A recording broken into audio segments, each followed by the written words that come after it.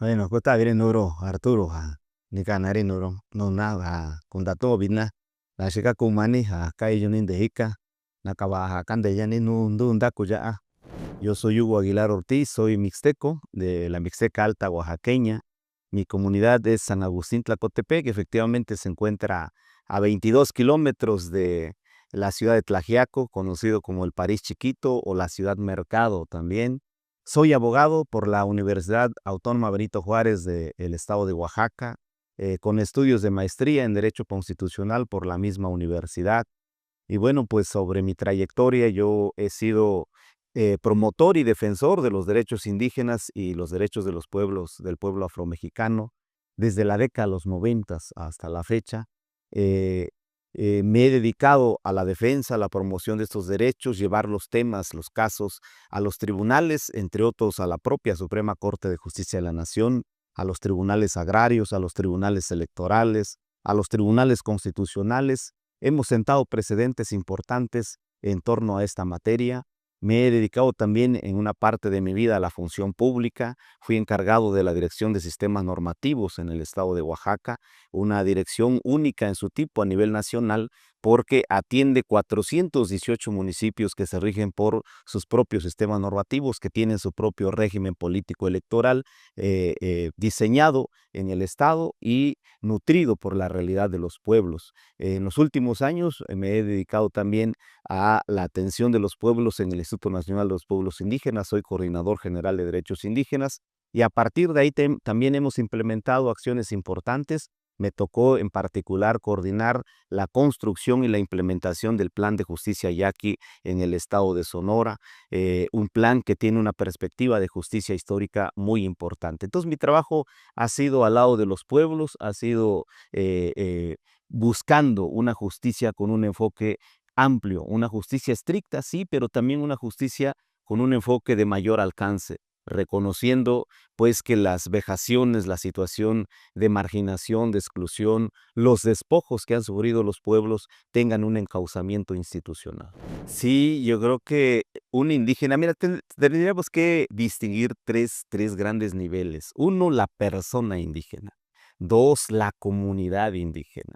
Y tres, los pueblos indígenas. Son tres grandes categorías que hoy están reconocidas en la Constitución. A nivel de la persona, la situación es dramática, es terrible. O sea, enfrentan un sistema al cual no los comprende y ellos tampoco comprenden el sistema. No hay los canales adecuados para que cualquier persona indígena se dé a entender frente al juez, frente al fiscal, frente a su propio defensor. Es en época reciente que se comenzó a implementar las defensorías que conocen su lengua y cultura. Entonces, encaran ellos un sistema en la que no conocen los actores, no conocen los principios, no conocen los procedimientos, no conocen en definitiva el sistema.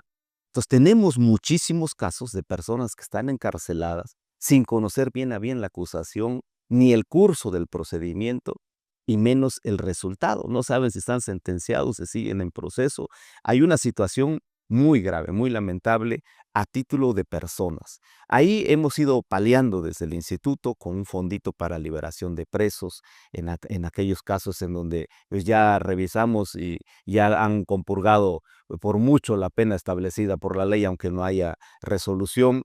Tenemos un fondito para ayudar con peritos en traducción e interpretación en lenguas indígenas.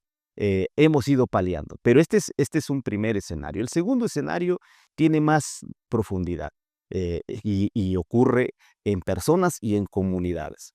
La situación de los pueblos no nada más tiene que ver con su cultura, con su identidad y con su lengua. No nada más es un problema de comunicación, sino es un problema de entendimiento de que los pueblos tienen otros principios, tienen otra forma de vida y tienen una perspectiva distinta que no encaja en el actual sistema. Vaya, ni siquiera estaba reconocido en las leyes. Hay que decir que el tema de los pueblos indígenas y afromexicanos, el de los pueblos entró en la década de los 90 hasta el 92 de la Constitución Federal y el tema afromexicano hasta el 2019. O sea, no podríamos pensar que el sistema atendiera a los pueblos indígenas y afromexicanos con su identidad, su cultura, si ni siquiera la Constitución lo tenía reconocido.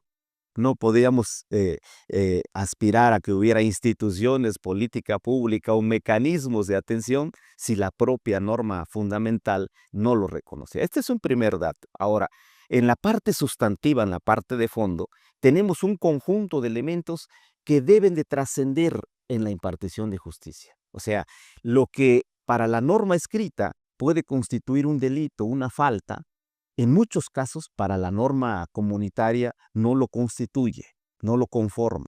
Es decir, vamos a tener, si revisamos caso a caso, vamos a tener un conjunto de situaciones donde el Estado está considerando que una conducta es delictiva, mientras que entre ellos no lo es.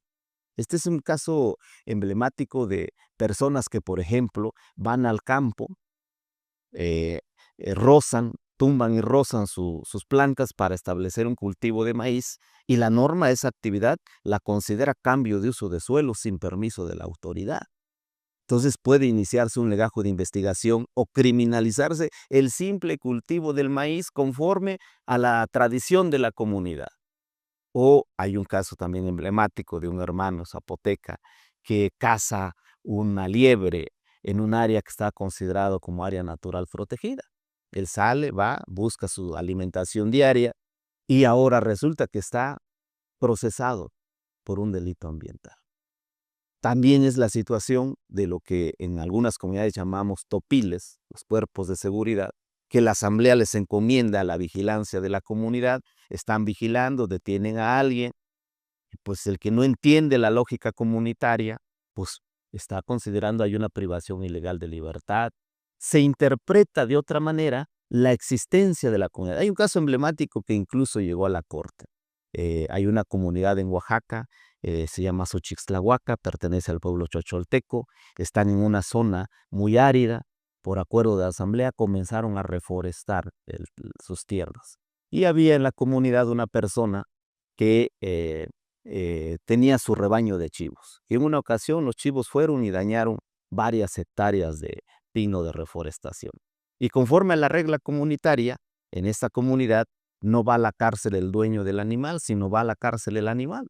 Y entonces tienen un encierro de animales que hacen daño, lo llevan allá, buscan resolverlo ahí, el dueño no quiere resolver, no quiere entender su falta, y contrario a eso, alguien lo asesora y va a denunciar por abigeato, robo de ganado. Y entonces, pues ya resulta que tienen legajo de investigación, tienen orden de aprehensión las autoridades y acuden, ahora en Oaxaca hay una sala de justicia indígena y le dicen, oye, yo no estoy robando ganado, yo estoy aplicando la norma que tenemos.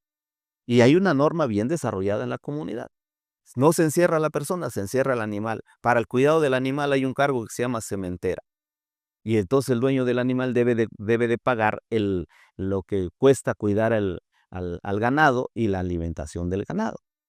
Pues se alargó el tema, se hizo grande y llegó a la corte. La corte tuvo en sus manos la revisión si se trataba de un caso de aplicación de la justicia indígena o realmente era abigeato.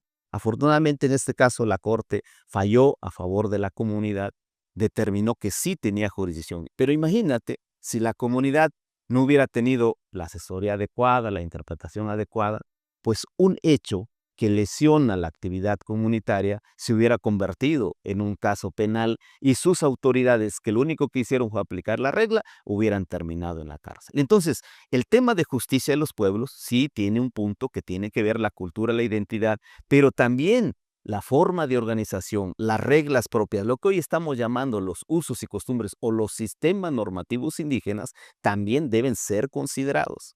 Y hoy en día, afortunadamente, hemos logrado una reforma constitucional que apunta en esta dirección, que busca atender el tema de justicia en las dos dimensiones. Por un lado, reconocer que en las comunidades hay justicia, hay sistema normativo, hay autoridades, hay jurisdicción indígena. Esto la norma constitucional lo ha fortalecido, se ha agregado a la fracción tercera del artículo 2 que se reconoce que las autoridades indígenas pueden ejercer jurisdicción indígena.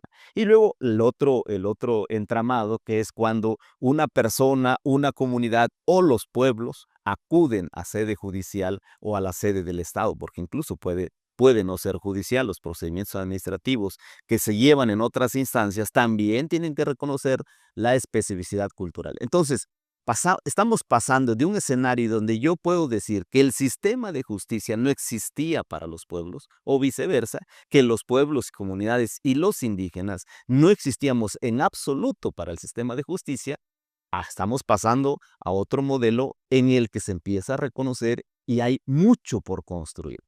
Esta fue una de las razones que plantearon las autoridades, los líderes indígenas, cuando me animaron a contender. O sea, nos dijeron, mira, ya tenemos el 2, hay que aterrizarlo, necesitamos criterios que construyan un país diferente, construyan un modelo de justicia diferente. Pues importante, primero que nosotros miramos la reforma judicial más allá de las ponderaciones que haya, como una oportunidad inmejorable. O sea, sin la reforma judicial yo no podría imaginar siquiera ser aspirante a integrar la Suprema Corte de Justicia de la Nación. Y también antes de la reforma, los pueblos no estaba en el escenario, en la agenda política, pensar que podríamos contar con una representación de los pueblos indígenas en la Corte. Dicho y construido desde los pueblos, porque hay que decir que la reforma judicial no considera una cuota indígena. No hay una afirmación, no hay una acción afirmativa que diga, bueno, tenemos 9 ministros, vamos a integrarlo ahora con 9 ministros en la Corte. Y entonces uno que sea indígena, ¿no? En atención, no, no, no. Yo ingresé al proceso de selección de candidatos y cumplí todos los requisitos y las fases que cualquier otro candidato. Ya una vez siendo candidato, animado por las autoridades, por los líderes, entonces ahora me presento en la ciudadanía como el candidato indígena, pero no existe la figura de candidato indígena en el proceso. No, hay una enorme esperanza. En comunidad indígena se identifican conmigo con las propuestas, tanto en pueblos indígenas como en afromexicanos. Es la verdad que hay un enorme entusiasmo. Comunidades completas en la asamblea están decidiendo, vamos con nuestro hermano. Es la oportunidad histórica de tener nuestro pensamiento, nuestra voz, que lo que nosotros discutimos y reflexionamos abajo en asambleas, en foros, en reuniones, eso mismo que hablamos y que no tenemos oídos o no teníamos oídos del Estado, ahora puede llegar a una tribuna importante del país. Entonces, hay muchísima solidaridad, mucho acuerpamiento a la candidatura, hay mucho ánimo. Yo creo que somos de los sectores más animados de la sociedad para este proceso electoral. Entonces, así fuimos construyendo, este es el ánimo que hay, y creo yo que tenemos esta gran oportunidad. Pues por un lado, los indígenas colocar nuestro pensamiento en la Corte, pero por otro, también como sociedad, como país, tenemos la gran oportunidad de construir un país diferente, un país pluricultural, un país donde todos quepamos, un país donde realmente la visión de sociedad, la visión de democracia, la visión de justicia esté permeado por la pluriculturalidad que nutre el país. Porque los pueblos han estado de toda la vida, antes de la llegada de los españoles, antes del México independiente, pero no se ha reflejado en su diseño institucional, en su diseño normativo, en su implementación cotidiana. Todo lo hemos pensado para un México distinto, de otro lugar. Y hoy creo que estamos construyendo y tenemos la posibilidad de fortalecer esta construcción de un México pluricultural, un México que tome en cuenta a sus pueblos, que tome en cuenta a su gente. Eso es lo que está ahora en juego y creo yo que lo podemos lograr. Tenemos varios retos. Tenemos la población más alta de personas que no saben leer y escribir. Entonces, para ubicar 64 candidaturas, para anotar el número 34 va a estar difícil, pero hemos estado planteando al INE y ha ido avanzando muy bien que haya otros mecanismos. Por ejemplo, que haya asistencia de algún familiar cercano que auxilie a quienes no pueden leer y ubicar bien el sentido de su voto, y se va a permitir que familiares cercanos que hablen la lengua auxilien a las personas que no sepan leer y escribir. Se va a permitir también subrayar el nombre. Y bueno, en varias comunidades donde está más acentuado esto, están ya tomando la decisión, vamos por 1 o 2 candidatos, no nos metamos en problemas porque esto va a ser complicado. Y han asumido también una actitud de enseñanza, de didáctica. Tenemos dificultades, pero se van a ir venciendo. Yo estimo que vamos a caminar bien. En el tema de las casillas, acabo de revisar un documento que me enviaron el día sábado. Creo que vamos a tener más o menos en todas las secciones una casilla. Lo que no va a haber es casillas contiguas o localidades muy pequeñas no van a tener su casilla, pero la mayor parte de comunidades grandes van a tener casilla, entonces sí se va a poder. Obviamente van a tener que caminar o esperar un poquito más de tiempo, pero yo creo que el ánimo que traen los pueblos, van a soportar la espera y van a encontrar el modo de participar. Yo tengo esa esperanza. Hemos venido caminando para a platicar con la gente en territorio y ellos mismos están haciendo ya labor. La verdad es impresionante lo que está ocurriendo. Ya me han hecho corridos, canciones, muchas no subo porque, pues, creo que con las limitaciones del INE que nos dice que solo con papel, pues, voy a ser sancionado, pero está corriendo en las redes de WhatsApp, de los pueblos. Hay pues, muchísimo entusiasmo. Yo creo que vamos a concretar, no estamos lejos de materializar que este es un momento histórico para los pueblos. Hace ya un buen rato, desde hace 6 años, se ha hermanado el movimiento afro con el movimiento indígena. Y hemos construido este 2, tiene un apartado C muy fortalecido, además de la reforma del 2019 se fortaleció, el apartado C, y en los últimos meses veníamos trabajando la Ley General de Derechos de los Pueblos Indígenas y Afromexicanos. Entonces hay un grupo de compañeros afromexicanos que han estado trabajando, que han venido construyendo también su propio bagaje conceptual jurídico, porque ese es uno de los retos. O sea, cuando tú tienes una realidad que nunca ha sido discurso jurídico, que no ha estado en la Constitución, y te dicen, es la oportunidad de hacer una reforma, el reto es cómo transformas ese discurso, ese planteamiento social en discurso jurídico. Tenemos que construir un bagaje conceptual. ¿Qué queremos decir cuando decimos pueblo, cuando decimos comunidad, cuando decimos territorio? ¿Qué implicaciones tiene la autonomía? ¿Qué contenido va a tener cuando yo digo sistema normativo indígena o jurisdicción indígena? Entonces, son planteamientos que se recogen de abajo, pero hay que convertirlos en norma jurídica y en principios constitucionales, porque hay que insertarlo en la vida nacional. No se trata de hacer algo separado, no se trata de reconozcan un modelo de vida, de justicia, de existencia, y que sea ajeno a la vida nacional. No, los propios pueblos han dicho, queremos ser parte de la vida nacional. Recordemos el grito zapatista, nunca más un México sin nosotros. Es un planteamiento de grandes proporciones, porque lo que está diciendo, ahí hay un México que no está considerando a los indígenas. Ahí hay un México ajeno a los indígenas. No es nuestro México, decían los indígenas. Y ahora hemos construido, ese es nuestro México, tiene que ser nuestro México.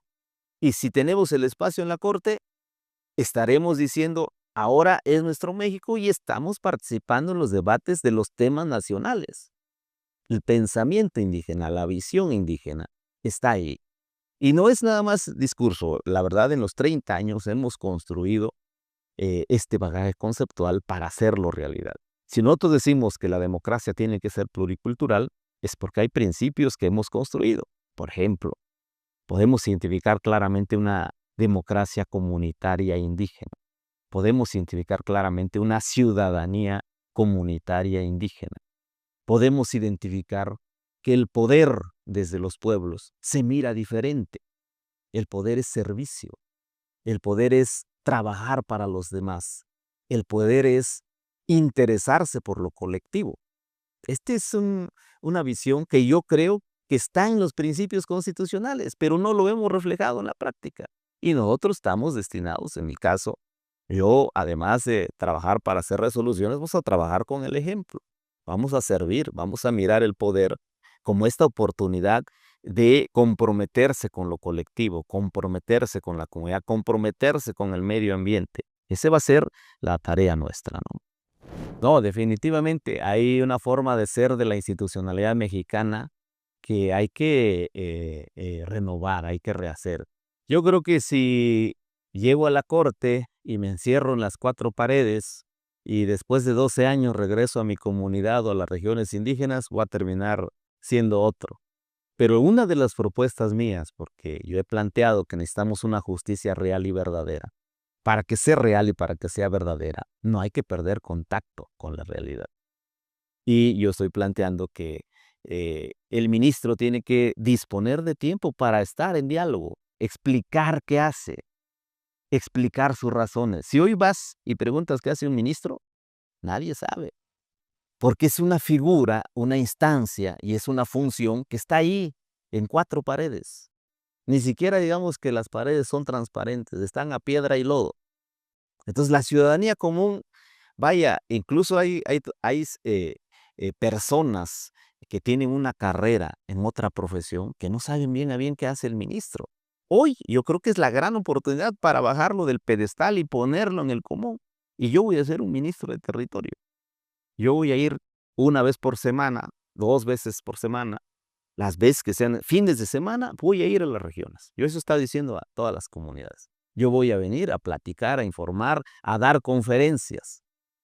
Porque imagínate, en la existencia de los pueblos que han pasado de ser la nada jurídica a tener reconocimiento y personalidad jurídica, el conjunto de resistencias que van a enfrentar, de la autoridad municipal, de la autoridad estatal, incluso hasta del ciudadano común. O sea, yo he visto cómo llegan las autoridades ahora que tienen su reconocimiento con un banco, a abrir una cuenta, y el del banco dice, pues lo voy a mandar al jurídico, regresa el jurídico y dice, pues es que no sé qué cosa es eso de una comunidad indígena.